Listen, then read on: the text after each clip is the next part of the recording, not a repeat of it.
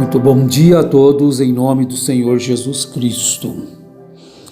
E que sua graça seja conosco. É muito bom servir o Deus vivo, né? Confiar. E é assim que nós devemos prosseguir na jornada, confiando em Deus. Pois os que confiam no Senhor renovam as suas forças, voarão como as águias, correrão e não se cansarão, caminharão e não se fatigarão. Não há nada melhor do que confiar em Deus. Queremos falar um pouquinho, ou melhor dizendo assim, sobre o que está vivendo, o mundo, e especialmente nós aqui também vivemos dias de dificuldades, assim, em termos de entendimento, de confusão, portanto, né? E você deve ter muita firmeza naquilo que você crê para não confundir. É tempo de muita confusão.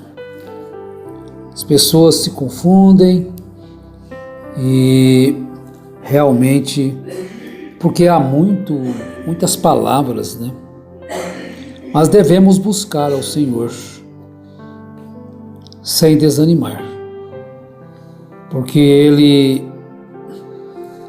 dizendo para Israel, com o profeta Jeremias, no capítulo 29, quando ele tinha ordenado àquele povo de Israel que eles deveriam estar em Babilônia. Mesmo eles sendo o povo de Deus, eles deveriam estar debaixo do jugo de Nabucodonosor. E é claro que naquele tempo também existiam muitos profetas, mas Jeremias era a boca de Deus. Porque Deus naquele tempo, Ele usava os profetas. Nós temos que entender que existem muitas confusões, porque existem tantas falsas profecias, tantas visões erradas. E naquele tempo de Jeremias também existiam assim. Mas que Deus mandou Jeremias falar para o povo que eles deveriam estarem sujeitos ao rei Nabucodonosor. A gente pode olhar aí no capítulo 27 de Jeremias, quando Deus mandou ele fazer os canzis simbólicos do tempo da escravatura. Mas havia gente ali que não concordava e dizia que Jeremias estava errado. Mas a palavra de Jeremias, ela foi a que vingou, porque era o Senhor dizendo. Primeiramente, meus irmãos, nós devemos compreender que todas as pessoas que falam em nome do Senhor e aquilo não se cumpre, não foi o Senhor quem falou. Então Deus disse assim para Jeremias dizer ao povo: eu fiz a terra, o homem e os animais que estão sobre a face da terra, com o meu grande poder e com o meu braço estendido, e os dou àquele a quem for justo. Agora eu entregarei todas estas terras ao poder de Nabucodonosor, rei de Babilônia, e ele o chamou de meu servo. Então lhe dei também os animais do campo para que o sirvam. Todas as nações servirão a ele, e a seu filho, e ao filho de seu filho, até que também chegue a vez da sua própria terra, quando muitas nações e grandes reis o fizerem seu escravo. Bem, então nós vamos compreender que ele escravizou o povo de Deus. E por escravizar o povo de Deus, mesmo Deus permitindo, ele ia pagar um preço por aquilo. Ele iria ser escravizado também. A Babilônia iria ser escravizada. Estão compreendendo? Então Deus trouxe aquele cativeiro para Israel, e quem os oprimiu no cativeiro tiveram que pagar o preço. Chegou a hora deles escolherem aquilo que eles fizeram.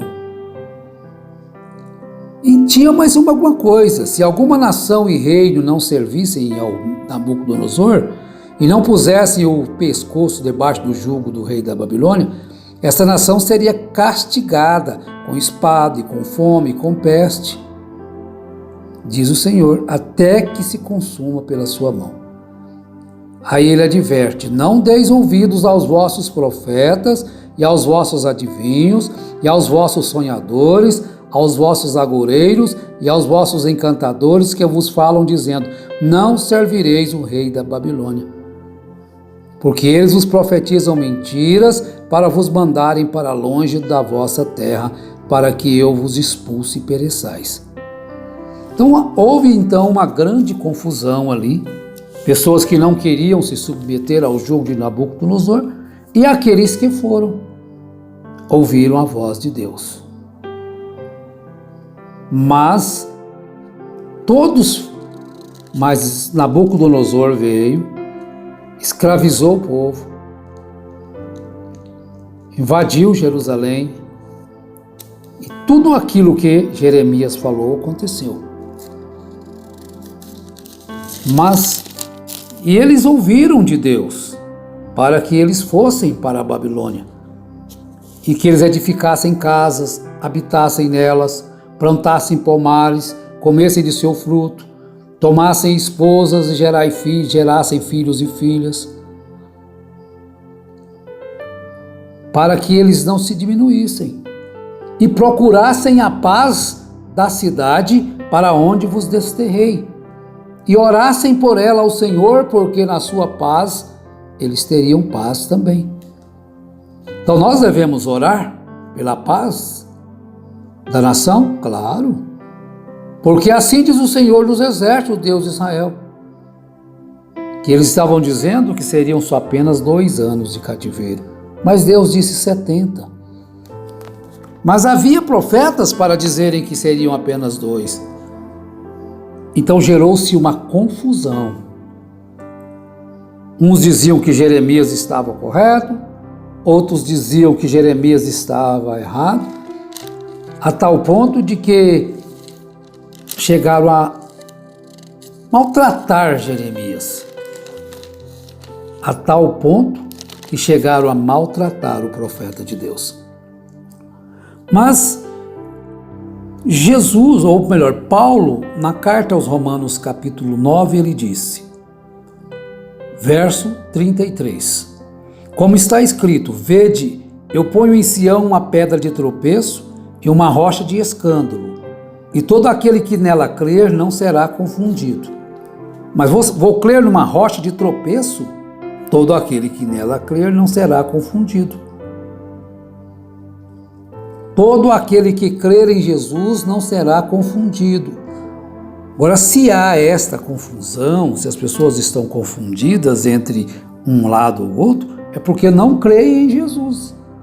Estão deixando de lado a confiança em Deus. Bem, então nós vamos rapidamente ver isto.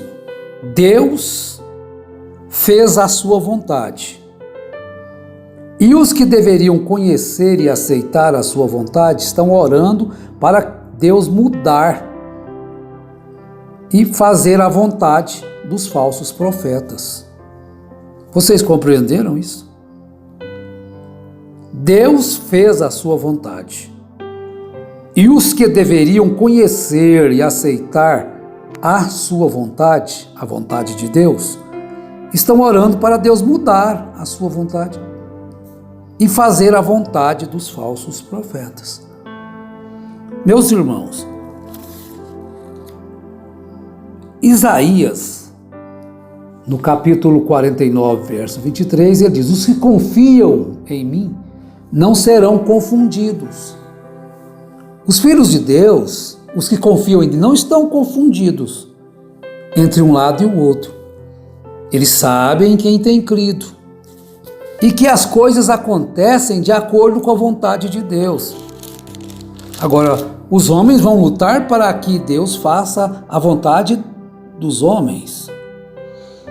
Nós devemos compreender que todas essas questões de visões, de profecias, isso aí para engrandecimento do homem. Nenhuma dessas profecias, elas vieram de acordo com a vontade de Deus. Não se enganem, são falsos profetas. E o povo gosta de falsos profetas. Porque parece que é bonito, né? Tem umas visões bonitas. Eu estou falando isso porque alguém me enviou, um áudio de um homem que teve uma visão esquisita, né? E confunde as pessoas. Eu não vou contar ela aqui porque não dei crédito a ela. Eu disse à pessoa: deixa ver, se essa visão cumprir, é de Deus. Se ela não cumprir, é do diabo. Não precisa ter medo.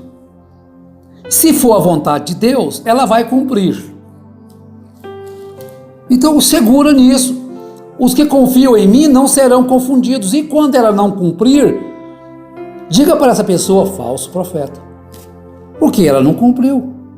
É uma visão terrível. Compreendem? Mas os que confiam em mim, diz o Senhor, não serão confundidos. Ao invés de ficar com a Bíblia, as pessoas estão ficando com visões, dando crédito a visões, a homens que levantam aí com a profecia, com assim diz o Senhor, e aquilo confunde a mente das pessoas, e as pessoas ficam confundidas. Depois vão orar para Deus cumprir aquela profecia, querer forçar Deus. Deus é seu Senhor ou seu servo? Deus é o meu Senhor ou o meu servo? Eu tenho que entender. Vocês não oraram? Nós não oramos para Deus fazer a vontade dele? E tudo o que aconteceu, ou Deus perdeu a batalha? Deus perdeu a batalha. O diabo ganhou. É assim, você pediu para Deus fazer a vontade dele e Deus não fez. E Deus mandou você falar que ia acontecer assim, assim, aí o diabo não deixou cumprir a profecia que Deus mandou. Não entrem em confusão. Não entrem.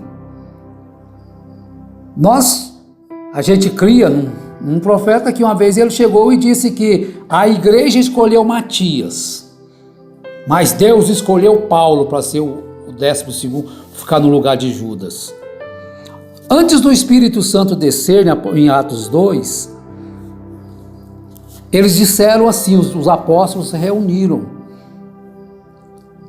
e disseram assim no capítulo 19 de Atos 2: e foi notória a todos os habitantes de Jerusalém, de maneira que em sua própria língua, aquele campo se chamou Acéldama, que quer dizer campo de sangue.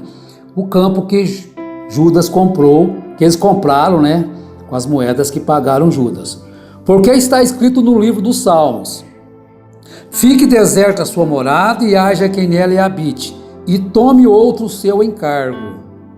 Era uma promessa, ou teria que tomar o local.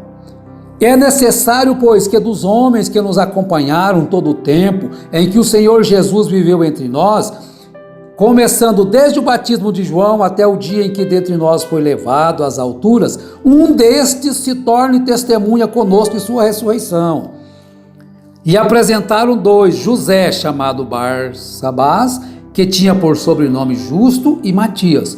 E orando disseram: tu, Senhor, que conheces os corações de todos, mostra qual destes 2 tens escolhido, para ocupar deste ministério e apostolado o posto do qual Judas se transviou a fim de ir para seu próprio lugar. E lançando-lhe sorte, caiu a sorte sobre Matias e foi-lhe contado com os 11 apóstolos. Quer dizer que os apóstolos erraram? Não era para ser Matias? Aí veio um homem e diz que eles erraram, que não era para ser Matias, era para ser Paulo. O tempo de Paulo chegou e Deus o colocou como apóstolo. Mas Matias foi escolhido através da oração, a escolha de Deus. A Bíblia assim o diz. Então veja que os homens querem mostrar algo, que eles são maiores do que a Bíblia. Esses profetas todos que levantam, eles que se consideram maior do que a Bíblia. Observe bem, cada um é com visões, é com profecias, é mais visões, é um anjo que vem e fala com ele e mostra coisas extra-bíblicas e o povo vão enganados. Mas os que confiam em mim, diz o Senhor, não serão confundidos. Cabe a nós observar estas coisas. Deus fez a sua vontade. Se foi assim, então Deus perdeu, porque as profecias disseram tudo o que iria acontecer, e aconteceu o contrário. Agora, que Deus nos ajude a confiar nele, para não sermos confundidos. Saia desta confusão, irmãos, fuja disto. Vamos orar, vamos agradecer a Deus, vamos colocar nossas vidas nas mãos de Deus, e Deus cuidará de nós. Todo o tempo Deus cuidou dos seus, e agora que Ele não vai cuidar? Deus cuida de mim, Deus cuida de ti, Deus cuida de nós. Deus nos abençoe, em nome de Jesus Cristo. Amém.